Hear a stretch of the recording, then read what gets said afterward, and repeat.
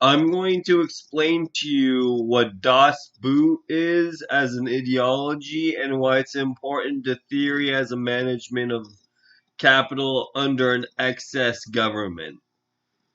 So, if government begins to shut down because the locomotive interests of other capitalist estates, the middle district between who owns the apertures of the commercial commodities increases, and the denominations to the commercial embassies to European, American, and Soviet estates excels their interests from banking as internal and manageable sources.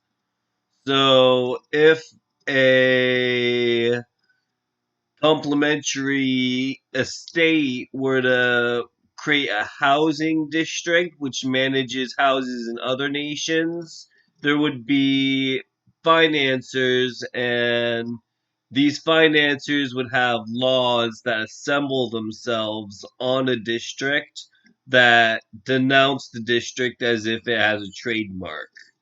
So that's what the boot in Das Boot is the trademark you press once you lick the boot of the state.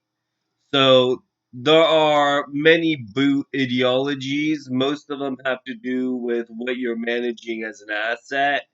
And the original Das Boot of my locomotive interest would be eternal, it would be slave lords or eternal death. So that would be to ingest the welcome to strategize your sphere around the ability to create a flotation on your bankruptcy. So if you do not float, then you are still bankrupt and viable as a disassembled corpse. So the corpse is a decorpsing of the meal that you just ate. So as the ability to trade begins in the American estates transfer from European loans, which was the Das Boot of the original estate that I housed, to the American Embassy of Inheritance, which would be to take from the concentration of live assets and to make them personal assets. And this would be the migration of video trademark. Because video trademark excels the ability to denominate virtue rather than expend capital. Because capital is no longer an effigy to be saved, but a host to be traded. So instead of saving capital, you are trading capital. So to trade capital, you have to denominate a egma, which is to take any egmatic state and make it mandatory to the trading firm itself. So that nobody can trade capital unless a gold trademark is expended that saves itself as the only feature of all traded assets. And that is a denomination and a numeration at the same time.